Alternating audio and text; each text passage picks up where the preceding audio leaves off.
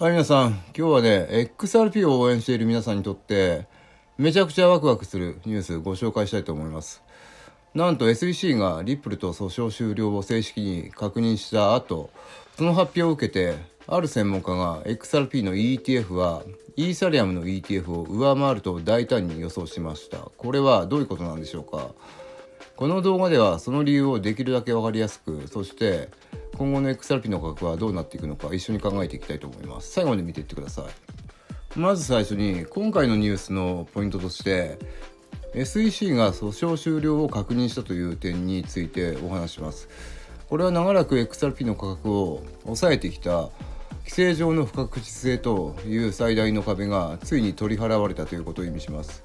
リップル社が訴訟に勝ったわけではありませんが、 SEC がこれ以上争いを続けず和解を受け入れたことは事実上 XRP の法的位置が確立されたと市場が判断する大きな要因になります。これは今後の XRP 市場に非常に大きな安心感をもたらすでしょう。はい、それでね、スティーブン・マクグール CEO ですが、カナリーキャピタルのね、CEO ですけど、皆さんご存知の通りね、XRP スポット ETF 申請をすでにね、して待機しているということで、スティーブン・マクグールが何と言ってるかね、ちょっと話していきたいと思いますが、彼は40分ぐらいのね、ポッドキャストを出してるんですけどね、その中の一部の話してるね、内容をご紹介しましょう。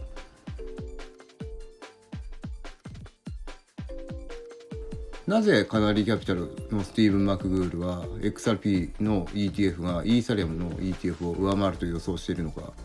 まず一つ目が XRP がより伝統的な金融サービスレールのリーダーであると見なされている点です。マクグール氏は金融業界出身の多くの人々が XRP を既存の金融システムの延長線上で捉えていると語っています。これは XRP が国際送金という明確なユースケースを持ち、銀行や金融機関と連携を前提に設計されているからです。イーサリアムが DApps や DeFi で素晴らしい実績を上げているのに対し、XRP はより直接的にウォール街のような伝統的な金融サービスと結びつくポテンシャルを持っています。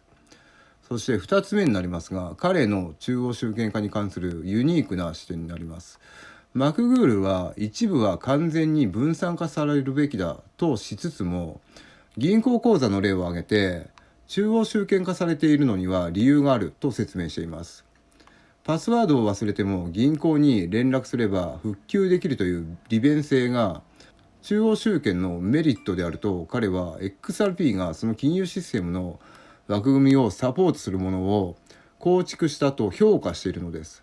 証券のトークン化といった分野では法的な側面を考慮すると、ある程度中央集権化されたブロックチェーンの方が理にかなっているとも語っています。そして3つ目になりますが、グローバルな適応性になります。マクグールは全ての国が銀行への無制限のアクセスを持っているわけではないため、特定のブロックチェーンがよりうまく機能する国もあると指摘しています。一方で米国、英国、日本、韓国のような非常に優れた金融システムを持つ国々では、そのレールに従うことが求められています。彼は XRP がこれらの確立された金融システムの中でうまく機能するフレームワークを構築していることを高く評価しているようです。マクルーグ氏はこの予測は XRP の ETF がイーサリアムの ETF を流動性や取引量といった面で上回る可能性を示唆するものです。この主張は単なる感情論ではなく、 XRP が持つ実用性と技術的強み、そして金融業界における独自の立ち位置に裏付けられたものだと言えるでしょう。それでこれらのニュースが XRP の価格にどう影響するのか。訴訟終了と ETF の期待感が高まることで価格は大きく上昇する可能性はありますが、特に ETF が承認されれば年金基金や巨大な機関投資家からの資金流入が本格化し、価格を押し上げる強力な要因となります。ただし ETF の承認にはまだ時間がかかるかもしれません。市場全体が不安定になる可能性もゼロではありません。